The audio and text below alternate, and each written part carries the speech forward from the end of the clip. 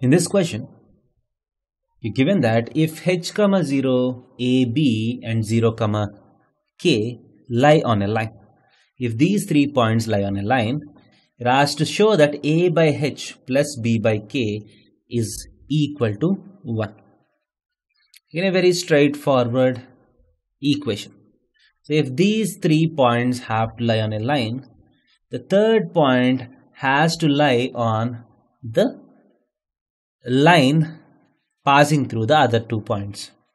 Now h comma 0 lies on x-axis, 0 comma k lies on y-axis.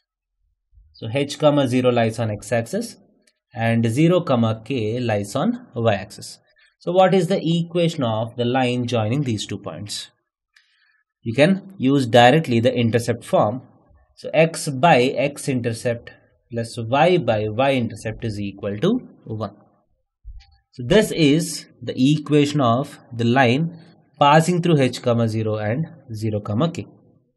Now if a comma b also lies on this line, that means a comma b has to satisfy this equation.